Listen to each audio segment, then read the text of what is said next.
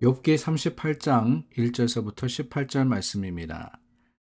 그때 여호와께서 폭풍우 가운데에서 욥에게 말씀하여 이르시되 무지한 말로 생각을 어둡게 하는 자가 누구냐? 너는 대장부처럼 허리를 묶고 내가 네게 묻는 것을 대답할지니라. 내가 땅에 기초를 놓을 때에 내가 어디 있었느냐? 내가 깨달아 알았거든 말할지니라. 누가 그것의 도량법을 정하였는지, 누가 그 줄을 그것의 위에 띄웠는지 내가 아느냐? 그것의 주추는 무엇 위에 세웠으며 그 모퉁이 돌을 누가 놓았느냐?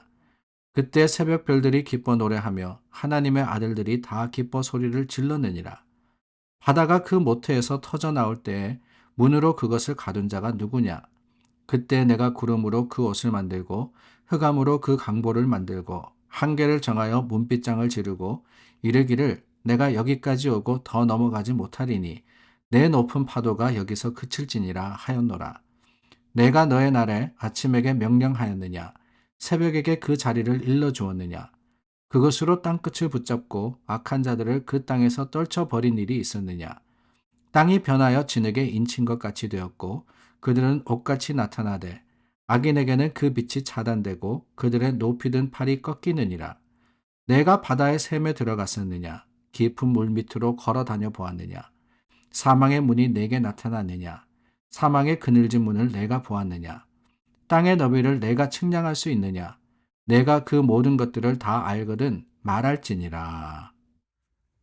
아이고, 참 오래 기다렸습니다. 우리 욥기 1장과 2장에서 하나님께서 말씀하시고 또한 하나님께서 욥에게 이 고난을 허락하셨는데 계속해서 37장에 이르기까지 그 하나님의 뜻을 가지고 욥과 또한 세 친구뿐만 아니라 엘리후까지 그 엘리바스와 또 빌닷, 소발이 길게 서로 토론하고 서로 반박했던 것을 우리가 보아왔습니다. 물론 그 구절구절 또한 그들의 고백이 옳은 이야기였지만 또 틀리기도 하였다라는 것을 우리가 보아왔는데 마침내 그 모든 것들을 판단하시고 또한 다스리실 하나님의 말씀이 오늘 38장에서부터 시작을 됩니다. 그런데 여러분 38장 1절 말씀을 보니까 여호와께서 폭풍우 가운데서 욥에게 말씀하여 이르시되 하나님이 가장 먼저 말씀하신 것이 누구냐? 욥이라고 했습니다. 그런데 그 욥에 대한 말씀을 우리가 쭉 38장을 통해서 살펴보건대 여러분 어떤 생각이 드셨습니까? 하나님이 욥을 어떻게 대하고 계십니까? 야, 너 고생했으니까, 너 힘들었으니까, 아이고 내가 미안해. 내가 다 회복시켜 줄게. 너 잘했어. 칭찬하시고 격려하시고 계십니까? 아니죠. 오늘 말씀을 쭉 읽다 보면은 욥을 책망하고 계십니다. 하나님께서 욥을 책망하셔요. 이 사실 자체가 얼마나 두렵고 무서운 일입니까? 그런데 여러분, 여기에 의문이 생깁니다.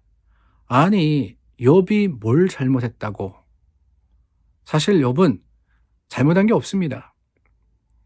이 모든 것들이 욥의 죄로 인해서 일어난 것도 아니고 또한 그의 입술로서 그의 말로서 하나님을 원망하거나 또한 죄를 짓지도 않았습니다. 오히려 욥의 세 친구와 엘리후가 잘못된 판단을 가지고 욥을 정죄하지 않았습니까? 그렇다면 하나님께서 어떻게 하셔야 돼요? 욥이 아니라 이들에게 먼저 책망하시는 것이 맞지 않나라는 생각이 들어요. 근데 그게 아닙니다. 하나님은 오히려 욥에게 2절 말씀에 보니까 무지한 말로 생각을 어둡게 하는 자가 누구냐라고 하고요. 그리고 5절 말씀에 가서는 누가 도량법을 정했는지 누가 그 줄을 그거 위에 띄었는지 네가 아느냐라고 하십니다. 뿐만 아니라 계속해서 하나님은 욥에게 책망하시는 말씀을 하시는 거예요. 아니 잘못이 없는 자를 왜 이렇게 채근하시느냐. 여러분 참 받아들이기 어렵죠. 분명히 내가 신앙생활 잘하고 있는데 하나님을 잘 섬기고 있는데 아니 저 교회도 잘 나오지 않고 신앙생활도 뜨문뜨문하는 저 사람이 어려움을 겪으려면 어려움을 겪어야지 왜 내가 이 고통을 받습니까? 내가 왜 이런 일을 겪습니까? 이거랑 같은 거예요. 아니, 욥이 당한 일만이 아니라 하나님께서 나타나셔 가지고 말씀하시는 것도 욥에게 이런 말씀을 하시니까 우리가 도무지 받아들일 수가 없습니다. 왜 하나님이 이러시냐? 물론 우리가 하나님의 뜻을 다 헤아리지도 못합니다. 그러나 이 일들 가운데 우리가 짐작해 보건대, 아니 하나님, 우리가 아는 하나님을 우리가 생각하면서 왜 그러셨을까 판단해 보건대, 저는 다른 게 아니라 하나님이 무엇보다도 가장 옳은 사람을 먼저 책망함으로써 기강을 세우시는 게 아닌가 하는 생각이 들었어요. 아니, 물론 다 바르지 못했습니다. 다 잘못됐어요. 그러나 책망할 때 가장 그래도 그나마 괜찮은 사람을 하나님께서 책망하실 때 그 모든 다른 사람들에게 교훈이 되는 거 아니겠습니까? 그래서 우리가 학교 다닐 때도 그랬습니다. 학교 다닐 때도 이 담임 선생님이 학급을 다 혼낼 때 제일 못하는 애, 제일 나쁜 애를 하나님께서 혼내지 않으세요. 어떻게 하십니까? 반장을 불러다가 반장을 혼내세요. 그러면 그게 모든 아이들에게 교훈이 되었습니다. 마찬가지입니다. 하나님이 욥에게 먼저 책망하신 것, 욥이 가장 잘못해서가 아닙니다. 오히려 그를 통해서 하나님은 하나님을 보이시기를 원하셨던 거예요. 잠언 9장 말씀에 보면은 이런 말씀이 나옵니다. 8절이에요. 거만한 자를 책망하지 마라. 오히려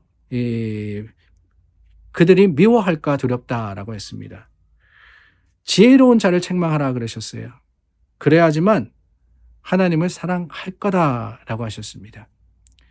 책망받는 자가 오히려 지혜로운 자, 그 지혜로운 자가 될 때 왜 책망을 받는지, 뭘 해야 하는지를 아는 거예요.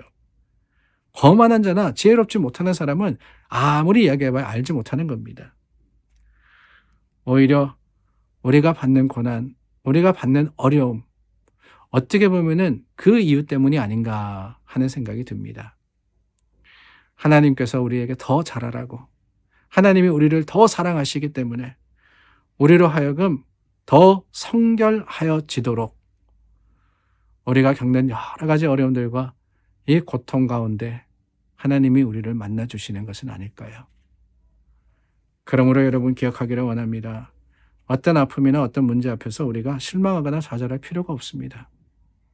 하나님의 뜻이 거기에도 있고, 하나님께서는 오히려 우리가 여러 가지 문제들 가운데 하나님만을 바라고 순수하게 하나님을 찾고 구할 수 있도록 저와 여러분들에게 기회가 되어주시고, 하나님의 그 사랑으로서 우리를 붙들어 주심을 저와 여러분들은 기억할 수 있기를 바랍니다.